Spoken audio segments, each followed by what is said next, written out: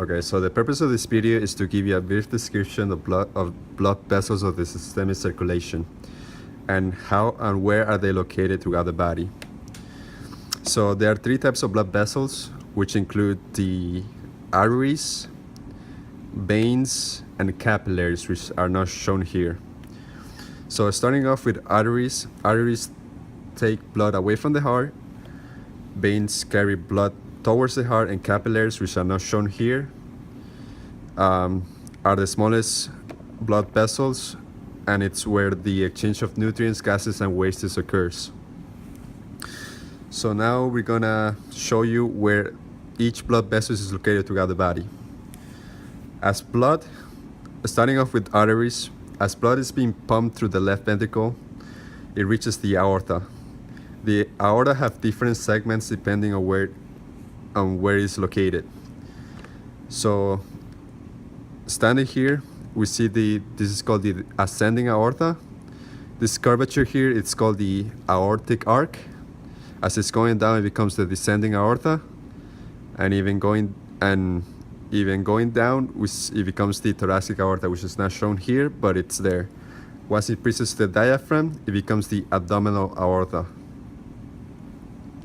Going back to the aortic arc, we see a branch here. This is called the brachiocephalic trunk, and it further branches off into the right common carotid artery and the subclavian artery. So going back to the common carotid artery, we see that it branches off into the external. So first we're gonna show you where the arteries are located throughout the body. Starting off, as blood is being pumped from the left ventricle towards, the systemic circulation, it reaches the aorta. The aorta has different segments depending on where it is located.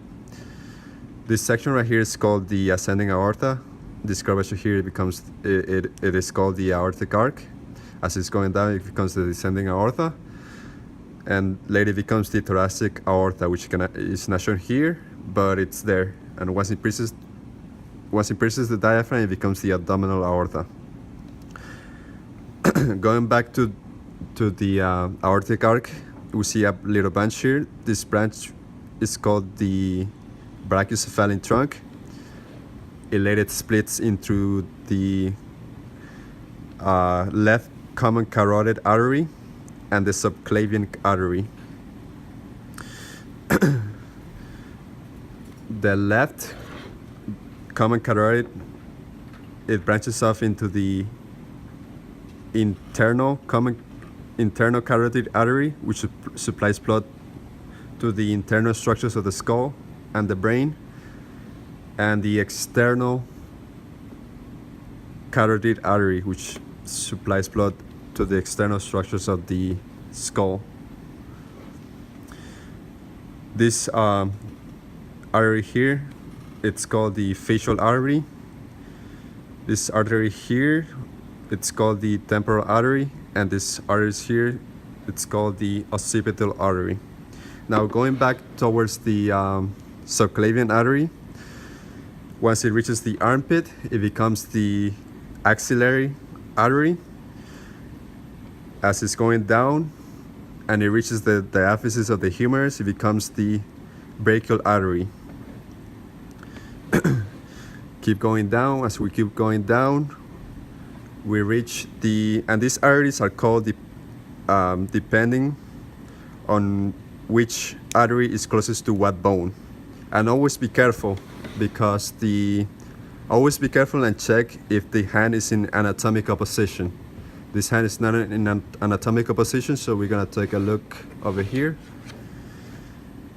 So basically, this is the ulna, and the artery here is called the ulnar artery, and this is the radius, and this is called the radial artery.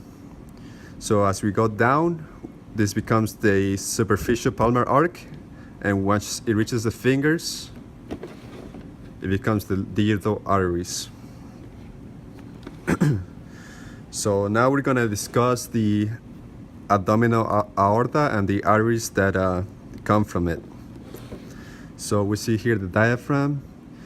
We see the celiac trunk here, which branches off into different arteries. This artery here, which supplies the liver, it's called the common hepatic artery. And this artery here, which supplies the spleen, it's called the splenic artery. As we go down, well, you can see some arteries here, which you can barely see it, but it's there, which supports the kidneys. We keep going down towards we keep going down in the abdominal aorta. There's some arteries here. This is called the superior mesenteric and the inferior mesenteric.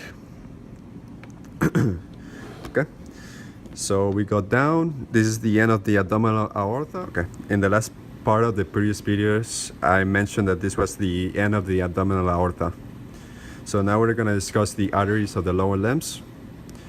So the abdominal aorta branches off into the common iliac artery, which later splits into the external iliac artery and the internal iliac artery.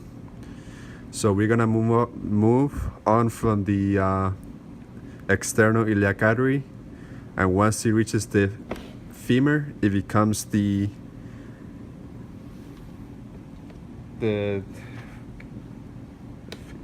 femoral artery, and this becomes the deep femoral artery.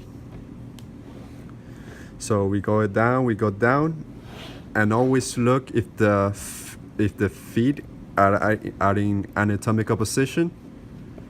So we see here that this is in anatomical position. So this is the tibial artery, and this is the fibular artery. As we go down and it reaches the fingers, it becomes the digital arteries. And this concludes this part of the videos which discusses the arteries.